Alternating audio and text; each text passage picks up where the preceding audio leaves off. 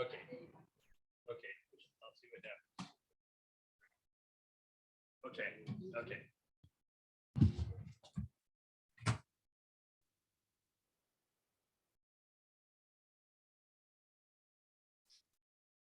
Okay, we're having a few technical situations here, but I want to, before I have Peggy introduce our speaker, I would like to go over a few items with you. Number one, as you know, I've been doing a lot of this stuff as far as the organization, et cetera, but I need help. I need help in a couple of different things. Number one, there's a sheet on everybody's table that says I need help in setting things up. I also need help in signing people in. We have a small crowd today, so it really wasn't a problem. But many times when we have larger crowds, it is a problem, and there needs to be more than one person at that desk signing people in. Also, in the back, as many of you have noticed, and many of you have signed up, there are various interest groups, from hiking to speaking Yiddish to conversational Hebrew to genealogy, making challah. These are just some of the ones that you have showed an interest in. What I need is someone in each one of these groups to take responsibility for it. I will help them with their efforts to maybe get another meeting room for, or however you want to do it, whether it be for hiking, maybe meeting out on a park, etc. So, but I need someone in each one of those groups to take responsibility. I know Peggy will take responsibility for Jewish genealogy because she's already done that. She's taken the lead and has provided Jewish genealogy for the genealogy club, and which I understand was pretty successful. In any case, this is what's important. And so without any further ado, I'm going to have Peggy introduce our speaker. So give me a second to make sure I've got you on here. Excuse me. There's too many different controls here.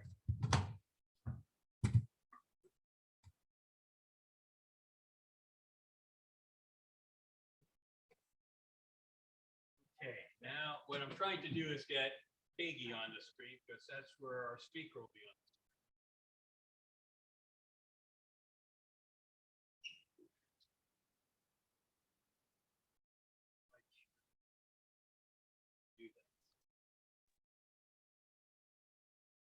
I think you just want to stop sharing your screen, the red stop share button on your laptop.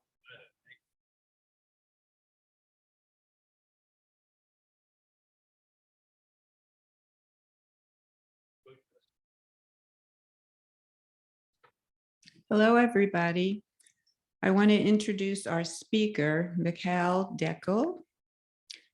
Mikhal was born in Haifa, Israel, to a Holocaust refugee father and an Israeli-born mother. Over the course of 7 intense years, she completed her mandatory military service, earned a law degree from Tel Aviv's University's School of Law, interned at the Tel Aviv State Attorney's Office, and joined the Israeli Bar Association. Then she decided to take a different tact. She went to New York, began a graduate program in English at the City College of New York, and then a doctoral program at Columbia University. She now lives in Manhattan with her family and teaches. She's at CCNY. She's a distinguished professor of English. She teaches courses on literature and the theory of migrations, the historical memoir, representations of trauma, law and literature, etc. She also directs the Rifkind Center for the Humanities and Arts at CCNY. Prior to writing Tehran Children, Mikhal published 2 books, The Universal Jew, Masculinity, Modernity, and the Zionist Movement, and the Hebrew monograph Oedipus in Kishinev. She has also published numerous articles. Tehran Children is the culmination of Mikhal's decade-long journey to understand her father and the Odyssey at the core of his childhood. His wartime Odyssey was part of a larger chapter in the history of World War II, that of 250,000 Polish Jewish refugees in Central Asia and the Middle East. The fact that most Polish Jews who survived the war had followed this path was virtually unknown at the time when she began writing. So without further ado, I'd like to introduce Mikhal Dekel. Thank you, Peggy. Can you hear me? Do you hear me well? Yes. Okay, great. Thank you, Peggy. Thank you, Howard. Hello, everyone over there in California. As I understand it, rainy California, from sunny New York. I think I'm going to talk for about half an hour or half an hour to 45 minutes. So show you some slides and then I'm happy to take questions. So as Peggy said, I'm a literature professor and I'm not a historian. But in 2007, I was at a party, a faculty party at my university, and an Iranian American colleague came to me and asked me, hey, do you know anything about these Holocaust refugees who were in Iran during the war? And I said, I was a little shocked. And I said, well, my father was I know that my father was in Iran, and my father was part of a group that is known in Israel as Yeldei Tehran, or the Tehran Children, children who came to Palestine, mandatory Palestine, through Tehran. If you remember, 2007 was the year that Mahmoud Ahmadinejad was in power, was the president of Iran, and he was a Holocaust denier. And so an Iranian scholar in defense of Iran wrote, hey, we weren't anti-Semitic, and we saved Jewish children. My colleagues asked me, what, did Iran save your father? And I said, I don't know. I just know that he was there. I don't know if what Iran's role was. And this is how this book started. And really 10 years later, it became this huge book that was published on October 9th, 2019. So I'm going to share my screen with you. Just one moment. So this is the book that I published in October 2019. It's called Tehran Children. It was published by W.W. Norton. And I hope you will buy it and read it and support this kind of research. As you know, unlucky for me, 4 months later, really, after October, the world as we know it closed down. And so the book had a kind of weird life. Having said that, in those 4 or 5 months from the time of its publication to the time that the world shut down, I received immediately, I think 65 talk invitations within the first month from around the world, from England, from Japan, from Canada, from all the major Ivy League universities, from Iranian studies programs, from Jewish studies programs, from the Smithsonian, from the United States Holocaust Memorial Museum, et cetera, which stunned me because I was, after all, an academic writing a book like academics write books in a library without really thinking about, writing a bestseller. And so one of the questions is, why all this attention suddenly? The book immediately got reviewed in the New York Times and in the Guardian and the BBC, and it really got a lot of attention for a book of its kind. I mean, it's not really an academic book. It's a mixture between a personal and a archival research book and a travel narrative. But so there's several reasons, but the main reason, as Peggy said very well, is that 70 years after World War II, I told a story that was virtually unknown, yet belonged to 250,000 survivors. The majority of Polish Jews who survived the war. In other words, in Poland before the war, we had 3.5 million, about 3.5 million Jews. At the end of the war, only 10% of those were alive, 350,000. Out of these 350,000, about 2/3 survived in the way that I described. And these are the people and so by the way, the book then later in 2021 came out as a paperback. As you can see under a different title, it's called In the East, How My Father and 250,000 Polish Jews Survived the Holocaust. And because Norton, my publisher, both wanted to emphasize that it's also a personal story, but also the amount of people who are affected by this.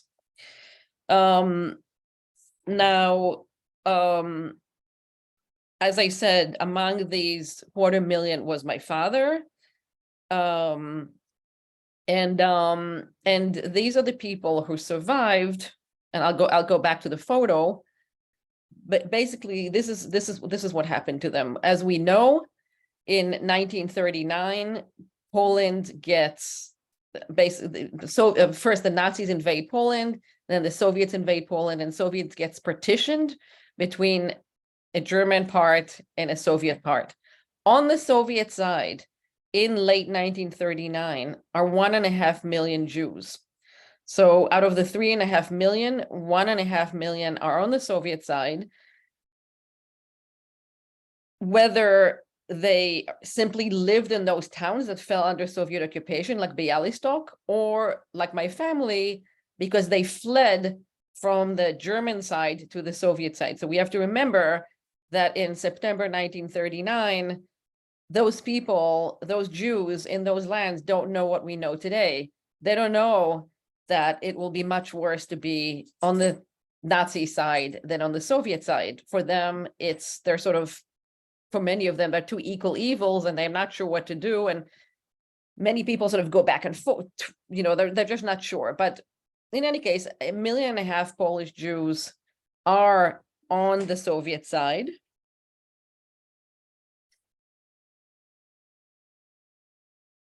Sorry. I want to show you.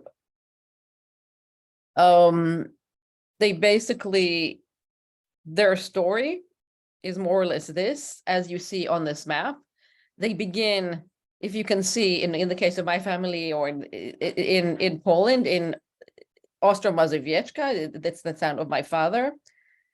Of these 1.5 million, about 1/3, and the numbers are very contested because Soviets have a different number, the Poles have a different number, the Jews have a different number, but about 500,000 Polish citizens, including mostly Polish Jewish citizens, but also Polish Christian citizens, are deported to gulags, to slave labor camps, really in the Soviet interior, but mostly in kind of northeast Russia, in the case of my family, to Arkhangelsk, all the way north. After a period of about 14-15 months, they are released from the gulags, and this very complicated why and so on, and you can read it in my book. They continue on a kind of second exile to all the way south to Central Asia, to Kazakhstan, Uzbekistan, Turkmenistan, that today are independent countries, but at the time are under the Soviet Union. This is where most refugees stay. Most of these refugees stay in those areas in what are called kolkhozes, like a kind of collective farms, and some of them then in cities, in Samarkand, in Tashkent, in Alma-Ata, in Bukhara. A small majority, including my father and a group of 1,000 Jewish children, but other people as well, are evacuated from the Soviet Union through the Caspian Sea to Iran.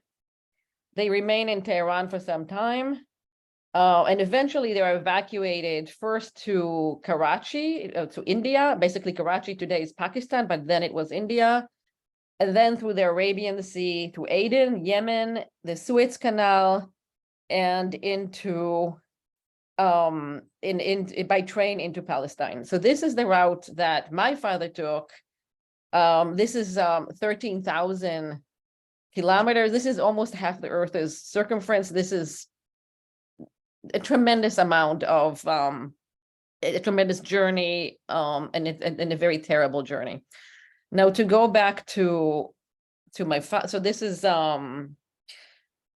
my father in his town. This is in 1939, kind of spring 1939. My father, his sister, my father here is 13, going on 13, like 12 and a half. His sister is 8, and their parents, Rachel and Zindel, are behind them.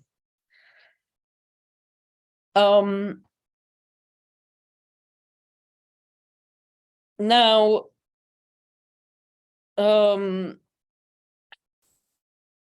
this history, as I said, was virtually unknown. It was not included, and still really is not included in what we call Holocaust history, in the sense that, I grew up with my father. He was never invited to, I don't know, to speak to schools or to go to commemorations and so on.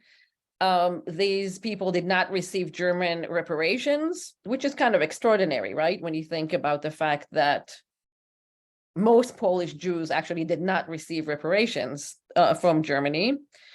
The United States State Holocaust Memorial Museum doesn't really tell their narrative as part of its permanent exhibition. And their artifacts and testimonials and documents have not been seriously collected. And one of the things that happened when my book came out is people started contacting me and sending me their diaries and photos and so on. And then I sent them to, both Yad Vashem and to the museum in Washington. But there was a sense that this was not included in the kind of official narrative that we talk about when we talk about the Holocaust. So why was the story forgotten?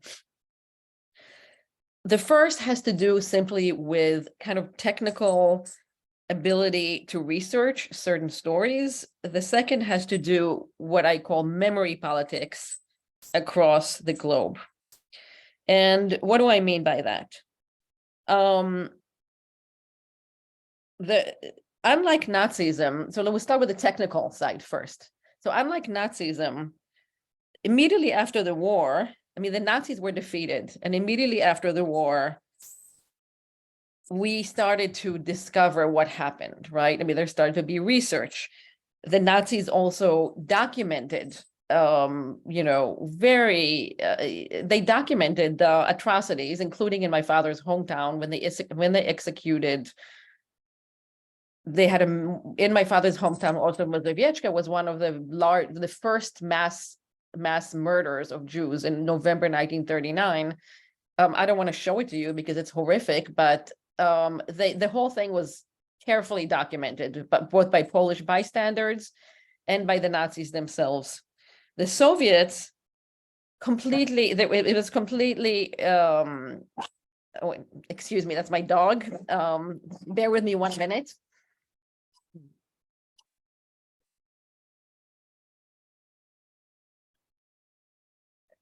You'll get a dog here too. The Soviets completely forbade any photography. We have very, very few photographs from the gulags and no footage. If somebody wants to do a documentary about the gulags, about slave labor camps, you can't do it with original material. So that's one thing. Secondly, and we know, of course, that collective memory is very much shaped by iconic images, right? We have the images of the World Trade Tower, the man jumping from the World Trade Tower, or the Napalm girl of Vietnam, and so on. Here we had no images. This is one of the few images of people being deported in cargo trains to gulags in the Soviet Union. We also had very little access to archives. We have to remember that the Nazis were defeated, but the gulags continued to exist even after 1945. So we had basically, and the Soviet Union continued to exist. So it was only in 1989, after the fall of the Soviet Union, that that researchers started having access to archives. And even then it was very limited. I traveled in 1913, 1914. I mean, I'm sorry, 2013, 2014. And it was very hard even then when you travel to these areas that are far from the center, from Moscow or from St. Petersburg. They're very Soviet. I mean, I had policemen following me around. I had to have kind of the mediation of some kind of an oligarch, basically, to help me access certain things. And today, of course, with the war on Ukraine and so on, it's much worse. So, and so that played a part as well. Now, what do we know about gulags? We know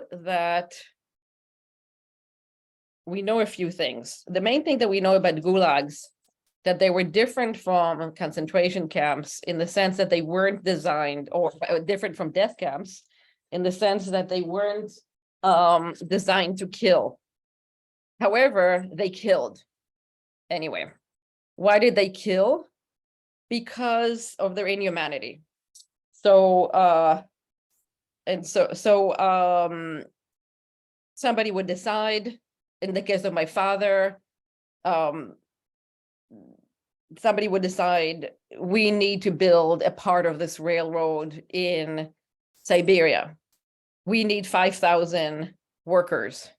So 5,000 people, NKVD, the Soviet secret police, would go and arrest 5,000 people, put them on those cargo trains that we just saw, ship them without hardly any food or water to those remote areas. And if they excuse me, and if they died, they would be replaced by a new shipment of people. So people really were, for the Soviet system at the time, people were like lumps of coal. They were basically replaceable objects, and this made the gulag, extremely lethal. We know that there were at least 476 different camp systems. And this is a huge areas, right? So we have, usually we have a kind of post, and then we have, tundra, we have many, a central post, and then we have many stations where basically most people would be cutting down trees and then, walking, let's say 25 miles in the snow, cutting down trees, returning with these things. And we have to remember that these people were, they were like us. I mean, they were mostly urban people, accountants, lawyers from Warsaw. And in the case of my family, they were beer brewers. They weren't used to this extreme physical labor under these extreme conditions. The Soviets themselves assessed that 25% of the prisoners die. And this is as I said, the perpetrators assessed that. So most likely more. Now, I want to stress again that of all these thousands of camps, not a single piece of footage exists. This is, again, one of the only photos, and it's very generic in a way. Now, so that's the first reason why the story wasn't told. The second reason is that even today, so many years later, I mean, I don't know how many of you have been to Germany, but we know that Germany has acknowledged its past, that there are many memorials for Europe's murdered Jews, including the main one in Berlin.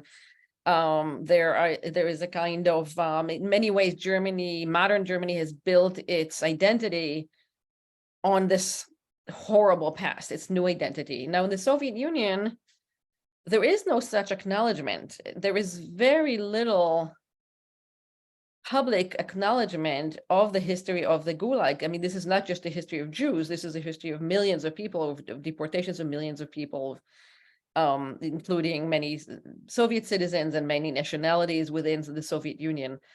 what we have in the Soviet Union, and part is our monuments for the Soviet victory, because again, we have to remember that in this complicated political story, the Soviets were the rescuers and the victors and the ones who triumphed over Nazism. So we have many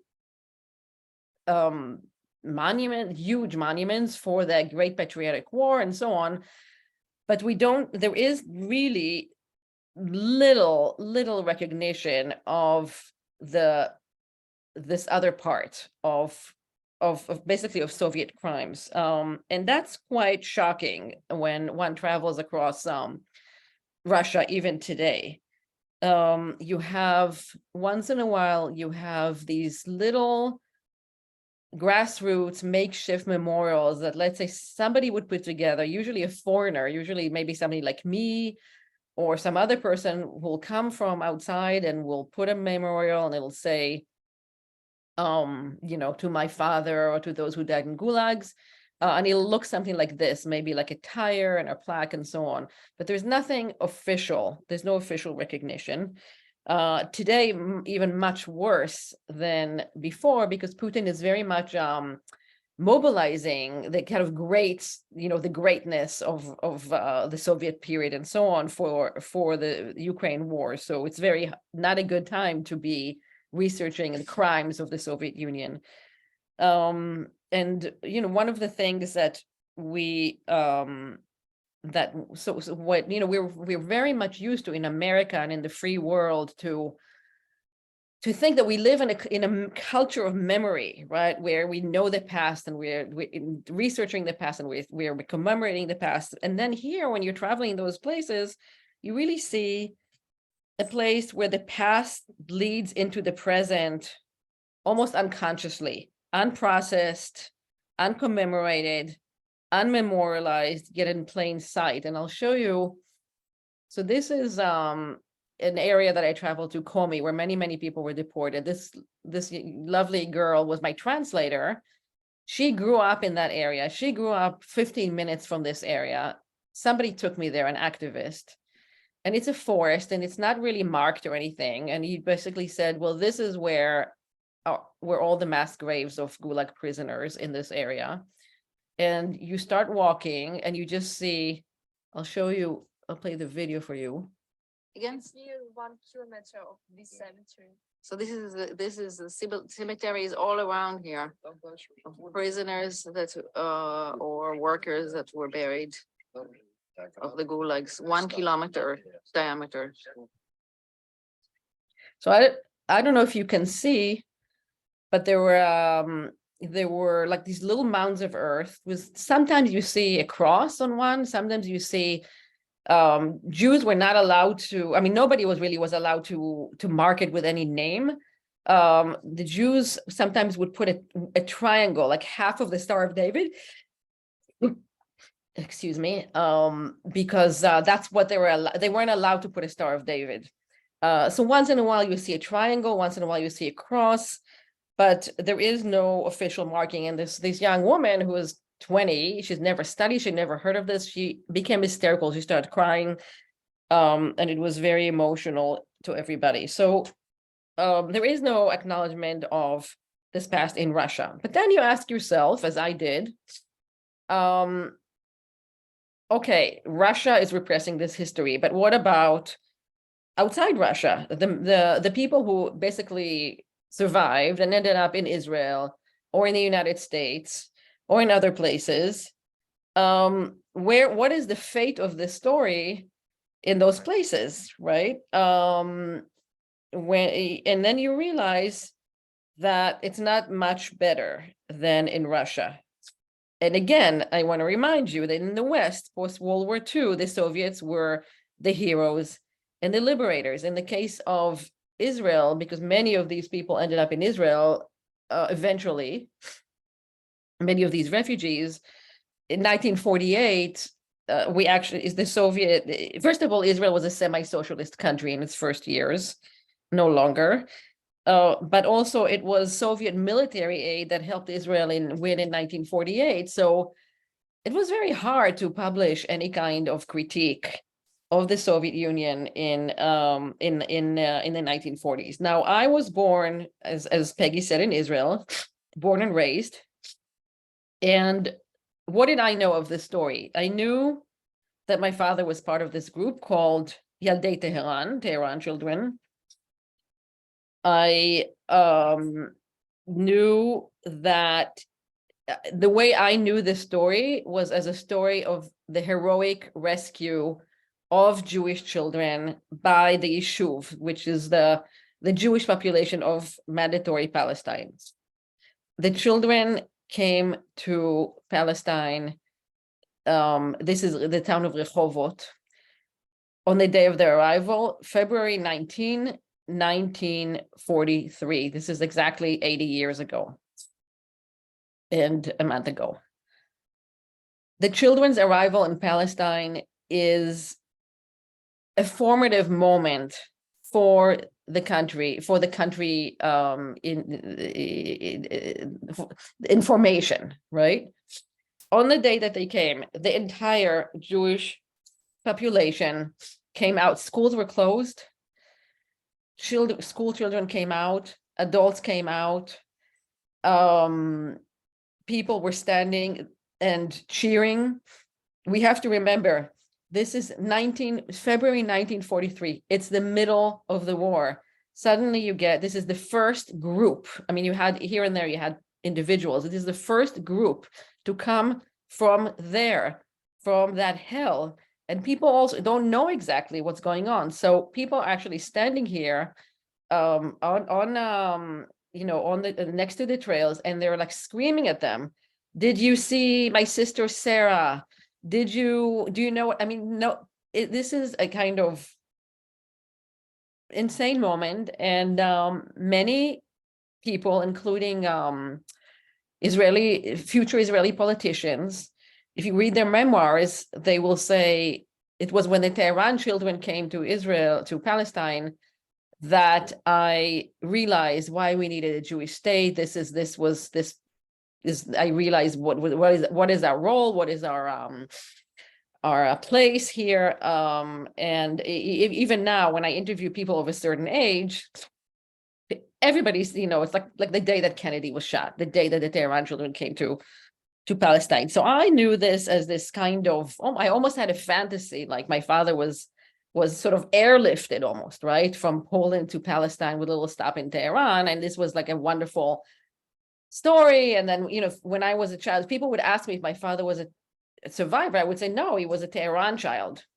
To be a Tehran child was to be the kind, not the victim of the Holocaust, but the wanted, right?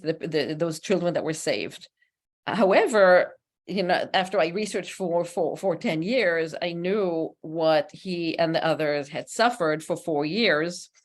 I knew of the parents and siblings lost, of severe physical and health issues, of acute starvation in especially in Soviet Central Asia. I mean, we have to remember that once the Soviets joined the war, they need all food products to feed their Red Army, to feed their army. And if they need to take all the food away from the local populations and the refugees, that so be it. So they will die so the army can fight. And it's people, many people die from starvation. And also there are many other issues, including after the children are separated from their parents, because as I said before, in the case of my family, and in the case of most children who continued on to Iran, the parents stayed back in Uzbekistan or in Kazakhstan in Central Asia. The children were taken, and children separated from their parents, that's a very dangerous business. They're very susceptible to violence and to sexual violence and other things. So why was the bad part not told to me, right? And I kept thinking, when I was researching this, I kept thinking, where is the Elie Wiesel of the story? Where is the Primo Levi of the story? Where is the Elie Wiesel of the Gulag? And then I realized again that there was an Elie Wiesel of the Gulag. His name was Julius Margolin. He was a Polish Jewish philosopher who had been in the gulags, and he made it to Tel Aviv later in 1946. And he immediately, or 1945 rather, and immediately sat and wrote down his whole experience in a tremendous book that I highly recommend called Journey into the Land of Zeks. So Zeks are prisoners, Journey into the Land of Zeks and Back. He published it, he finished it in 1947.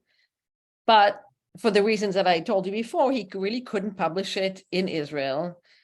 And he couldn't publish it outside Israel for other reasons, including his because we have the great Gulag book that we know is, of course, Solzhenitsyn's book, was the Russian writer. But Solzhenitsyn wrote a great book, but he was also an anti-Semite, and he really, blocked Margolin's book, and he kind of de-emphasized the Jewish side of the Gulag.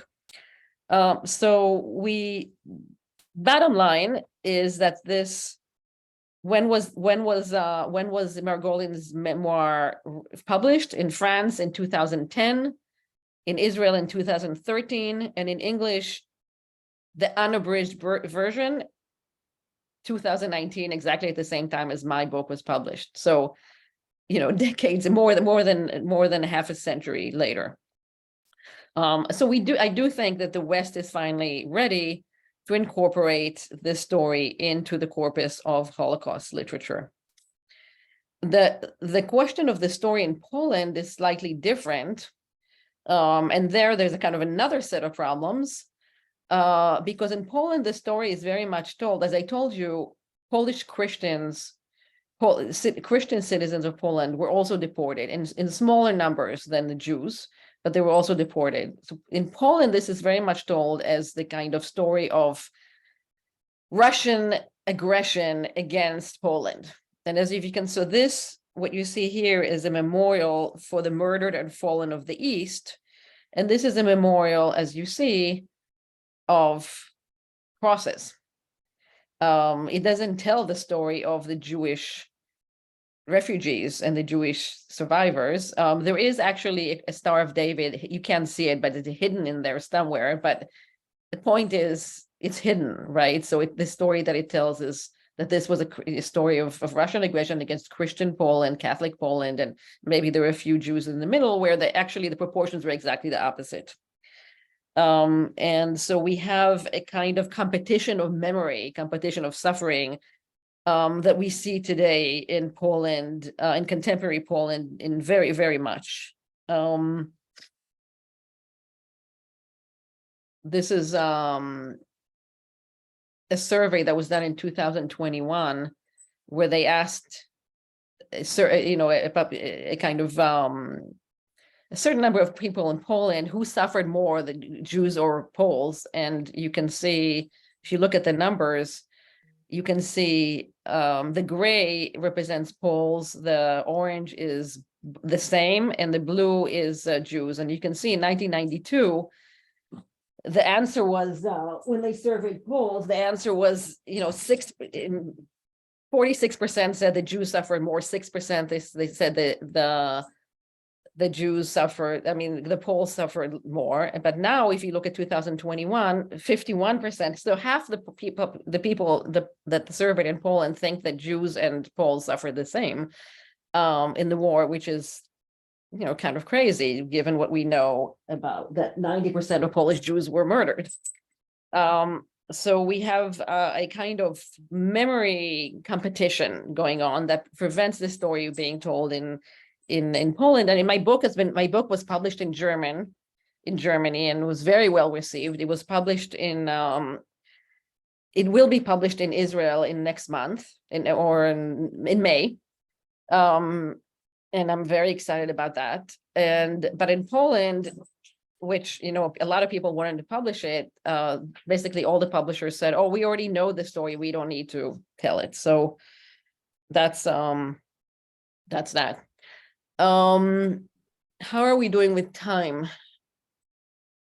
Should I stop here, or Peggy or Howard, or what do you think? Keep on going. Keep on going? Okay. I wanted to show you, actually, I just want to show you a few other slides from my journey. And then maybe I'll take questions. Can I take questions actually in this format or no? Yes, yes, you can. Okay, Does let me- anyone have any questions? I've got the portable mics that you can speak into. I can show you a few more slides if you want, if you're interested. And then take questions. Okay, go ahead. If from a different. Oh, no, I'm sharing you the same. I wanted to show you a different slides. Then I apologize for my dog. He's very he has a thing with PowerPoint. Every time I do, he gets very upset when I want PowerPoint. So let me just bear with me one moment. Sorry.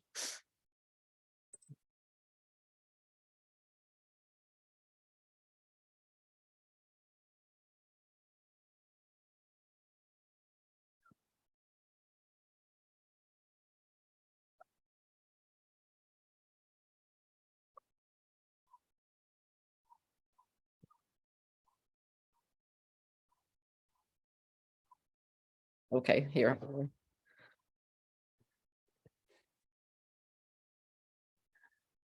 I'm going to go back to Zoom and share with you.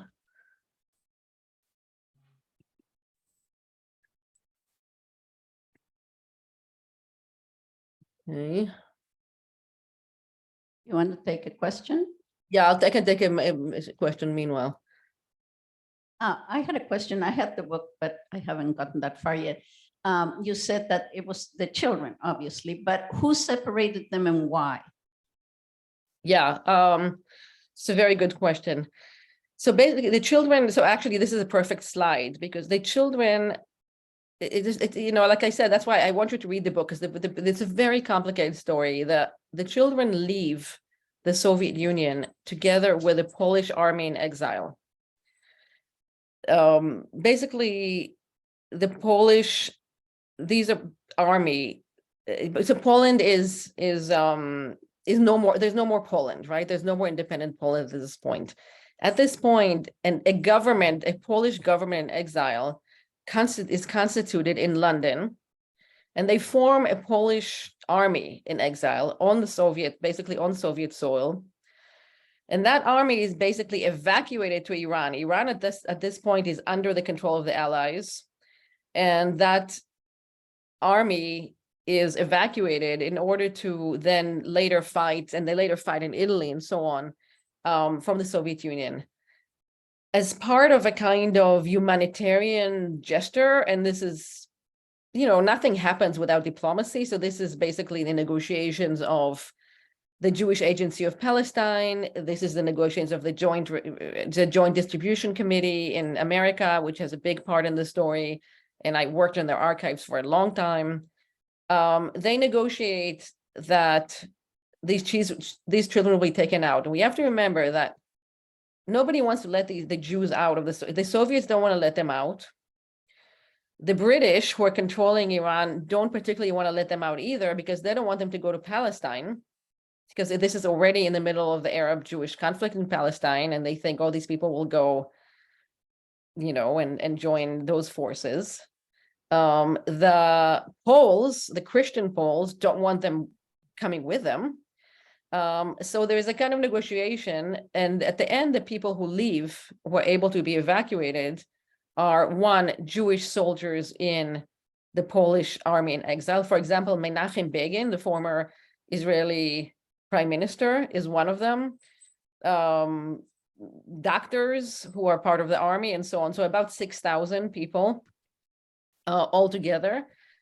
So it's Jewish soldiers in the Anders army, family members of Jewish soldiers in the Anders army, and these about 1,000 children who are collected basically from orphanages across Central Asia, who are taken as part of a kind of humanitarian aid. I will say that after my book came out, many people contacted me, and I realized there were a lot more people in Iran than I thought, in the sense that there were a lot of people who entered illegally, whether as stowaways or they had these sort of fake marriages to Polish to Polish Christians and so on, or they did these kind of fast conversions, or then some of them converted back and so on. So, but these are children. So basically the adults were not allowed to leave, and the children were allowed to leave. And each parents had to make that decision, right? Whether to save their children and send them alone, or whether to keep them. And this was a very hard decision. I mean, most people, because, what do you do in that kind of situation? But most people, because the situation was dire and they thought they would die, they said, at least we'll save the children. And, and that's what, and many people did die of, as I said, of starvation. And, starvation is not just starvation. When you have starvation, you have diseases, you have malaria, you have typhus, you have diseases of starvation. And so that at that point, that's what happened. And these children continue alone. And they, in the case of my family, they remain separated from, my grandfather, in fact, dies. And my grandmother makes it to Israel in 1949. So in fact, they're separated for 7 years and throughout their childhood and teen years. So here they're on the ship with these soldiers. Okay, so basically, adults either stayed or went to the gulags, and the children then were evacuated. Is that a decent assessment? No, because the adults, first of all, most children stayed. I mean, this is a very small group, and this is just, I mean, we're talking about 1,000 children out of 200, hundreds of thousands of people. So this is a select group. Most people stayed in Central Asia with children and adults. And at that point, most of them were released from gulags. They were in Central Asia, mostly in these refugee concentrations in Central Asian cities, which is also a hard place to research, by the way. So it's not like that was when I was traveling there in 2013. It was dictatorship, still is kind of. So these are the children in Iran. Eventually the Jewish children are separated from the Christian children, or many of them, and they're sort of separated into this corner of a big Polish refugee camp. It's called the Hebrew Children's Home of Tehran, and they're starting to teach them Hebrew songs and some kind of a little bit of a Zionist education with the thought that they will be evacuated. So this is in Tehran. I have two comments, and I'll try to be short. So, Michal, I'm from Kibbutz Ashdod Yaakov Yichud, and a group of the Tehran children came to my kibbutz, and it happens that my father was the director and the guide, and Oh, wow. then we adopted. Each child was paired with a family on the kibbutz, and we had like half brother this way from Tehran, and we are very much part of his life. So my observation as far as that, and I hear also that you deal with trauma and emotional, mental anguish. So from being a child and observing those children, they came through Youth Aliyah, as you know. And so they had an education, and they had to work also in the fields like we had to. In my kibbutz, we had bananas. So from observing them, I really, as a child, did not see any signs of trauma. They were very adjusted and well adapted. They married even some of the kibbutz daughters. And so I wanted to say that. And maybe you can tell a little bit about it, because trauma is so much more researched today than at that time. So maybe your experience with your father, how did he deal with his trauma? And the second part I just wanted to mention is that I just came back from Mexico City. I met there my son, and we went to see Frida Kahlo Casa Azul house. And as you know, Leo Trotsky lived there. And then he had his own home, which is very nearby. So we walked to his home, and there is a museum, and all his family, 2 wives and 5 children, were in gulags, and they all perished. And he did have in the museum, there were a lot of photos of the gulags. And I was so touched emotionally by what he wrote about his family and how vindictive Stalin was to his children. He wrote, there are some books about it. So I just came so tortured haunted by the Gulag's photos at the Leon Trotsky house. Thank you. Thank you. First of all, it's so moving that you knew Tehran Children. So as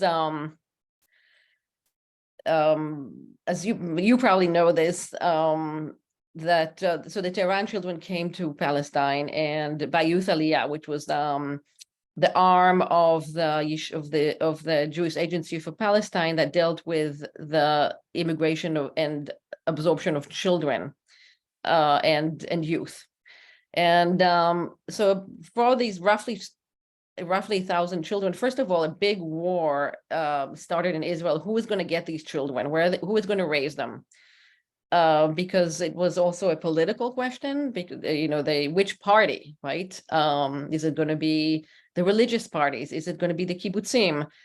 Henrietta Sold, who was the head of Youth Aliyah, who was an American, Baltimore-born, a wonderful Zionist activist, and she was the head of Youth Aliyah, she very much preferred for the children to go to kibbutzim, partly also because all the research showed that it's better for children separate from their parents and so on to grow up in these kind of communal settings rather than in, let's say, to put them in foster families.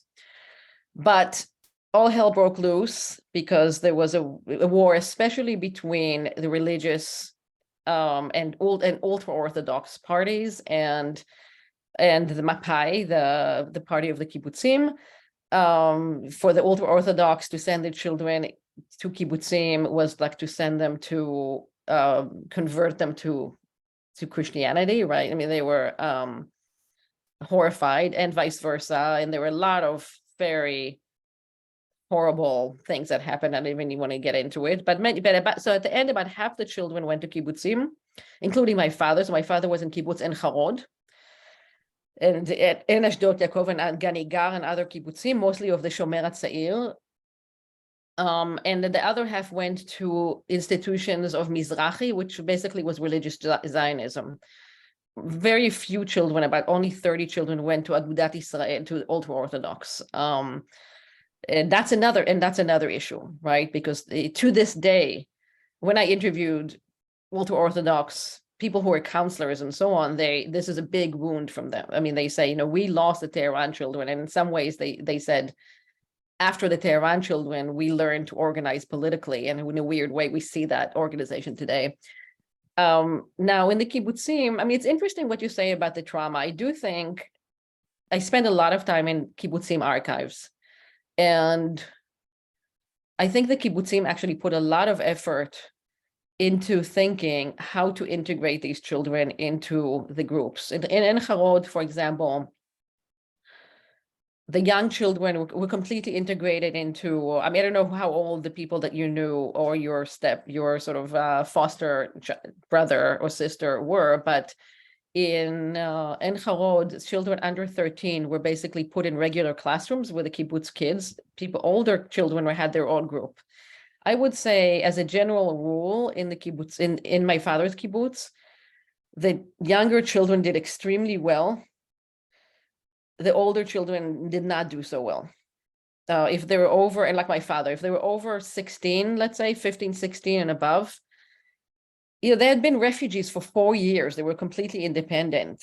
They were in many ways kind of almost street kids. They hadn't been to school in 4 years. So they were, like you said, they had to work. If somebody said to them, you have to, at 6 a.m., you have to go and, milk the cow or whatever, people, they're like, a lot of times they didn't take orders very well. I think all of the children that I interviewed, and in the memoirs, they remember their teachers extremely positively, their experiences in the kibbutzim. They remember their teachers. They remember that they had, and they really worked with them also to kind of make up the gap in their schooling, because as I said, they hadn't been to school in 4 years. Some of them had never been to school because they left, when they were 6 and they were 10 and they didn't even know how to read and write. And of course they had to, most of them didn't know Hebrew. They had to learn Hebrew.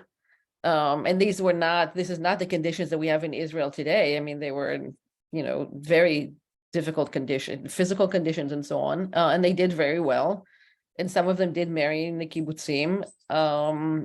But there was trauma. I mean, there's a lot of, if you look at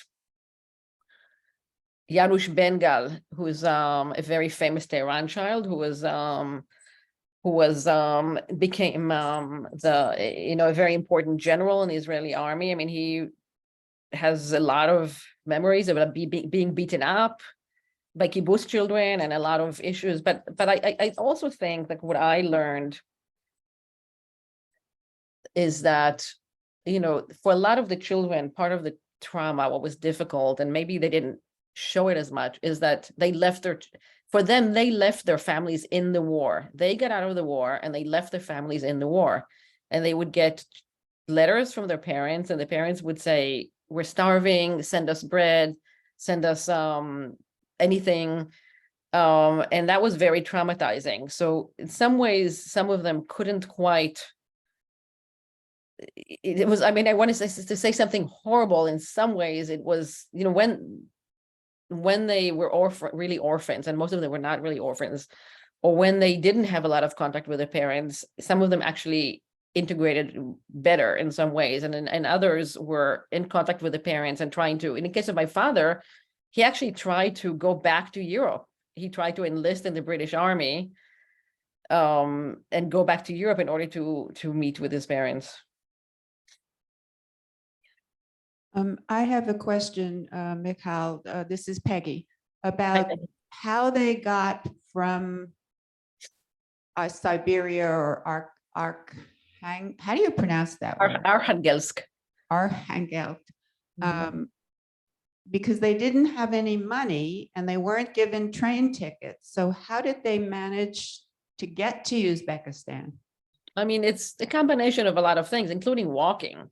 Including walking for miles and miles, it's kind of shocking, right? What the human person can do. I remember when I was researching this, my son is now 19, but he was, 9, 10. And my Iranian colleague who was helping me had a kid the same age. And we would be like, we can't get our kids to walk from the middle of 85th Street to Columbus Avenue. And they walked and walked. There were a lot of the families had something. These are a lot of these families were, at least middle class, and they took stuff with them. They took, if they could, some gold, something to trade, and some of them had a few things to trade. Some of them were just kind of would get on trains, they would get kicked out, and so it's a combination of they would beg. It was very, very harsh. Again, many people died simply there, and many people decided basically to stay. It was one of the things that is, when you do a journey like I did, you realize these are, by the way, these are refugees in Bukhara. This is in 1944, and at this point, there's already some aid from America and so on, so they look a little bit better, and they're holding a Yiddish paper. So Uzbekistan in those years was very interesting. They were doing Yiddish plays and all kinds of stuff is happening. If you go back to this map, it's 2,000 miles that they have to get to, first of all. And I traveled a lot of this. Obviously I couldn't go to Iran because I'm Israeli. I could go because I have an American citizenship, but maybe I couldn't come back from Iran. But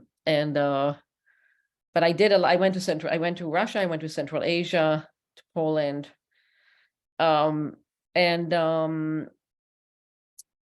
it's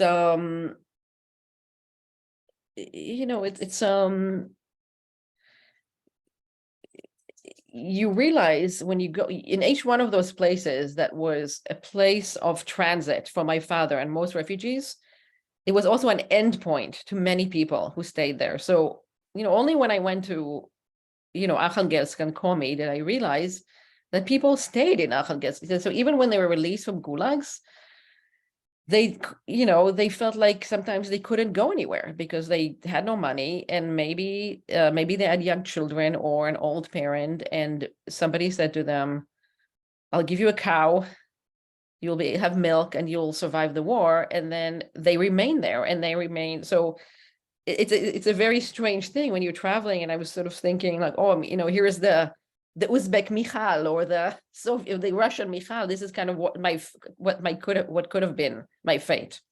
And it's very strange. I mean, let me see if I can, like this woman, for example, I interviewed her in Samarkand in Uzbekistan.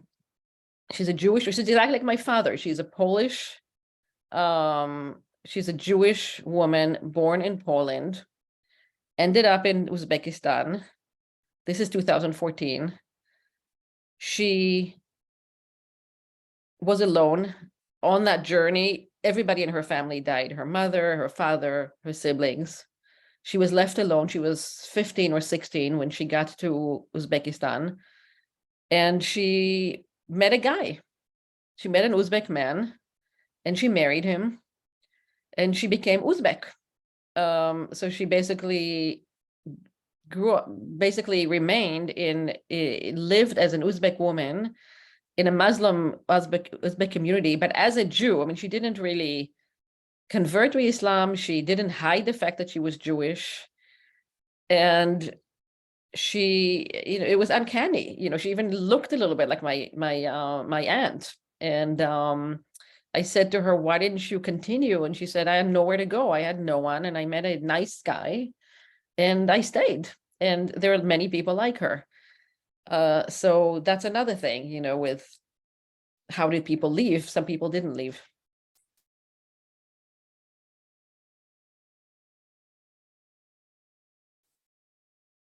Any other questions?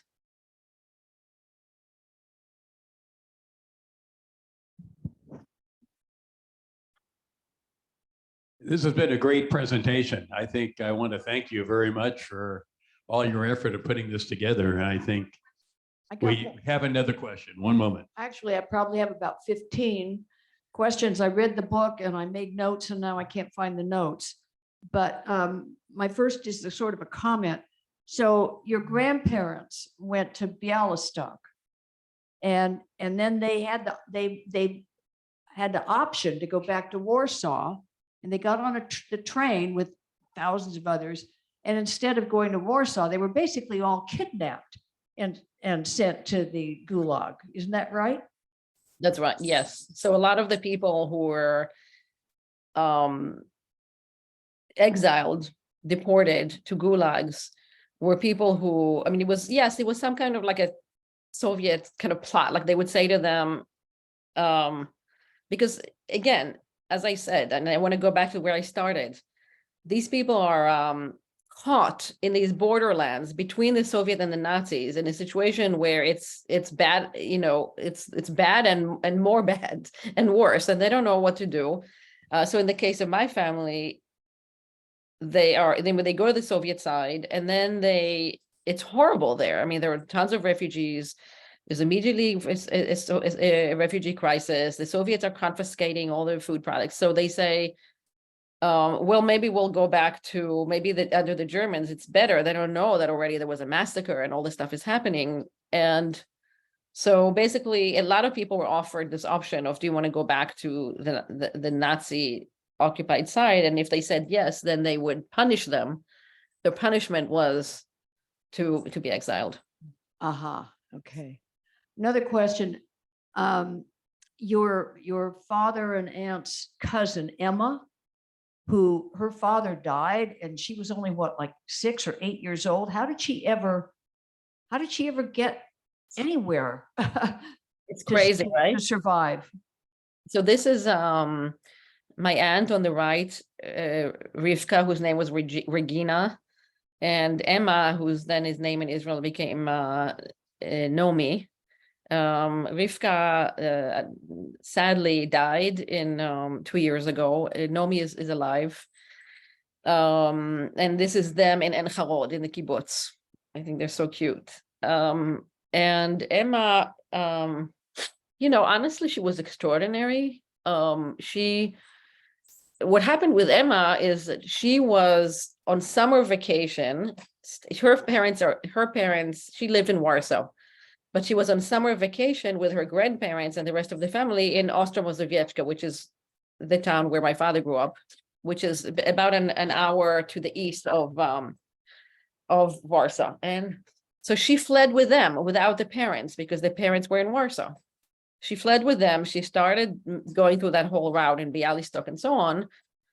Then her father came to get her, and he ended up, so the mother and brother ended up staying in Warsaw and eventually dying, we think, in the Warsaw ghetto, we don't know, or in Treblinka.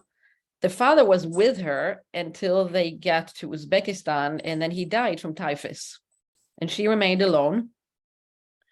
And my family found her by accident in a bazaar. She was like 6-year-old, 7-year-old. She was basically selling her clothes, standing alone, selling her clothes, and they saw her, and they found her and they took her with them. And so then they took her with them, and she was with them in basically as part of the Tehran Children group, and then grew up in Charod. And she's, these children are, they're heroes, really. They're really, and each one of them in Israel had, she has a great family and grandchildren and so on. So she was also, she's a special person. And, when I asked her how she survived and what she did to survive, she says to me, she says, I had a very good education, and I was very polite.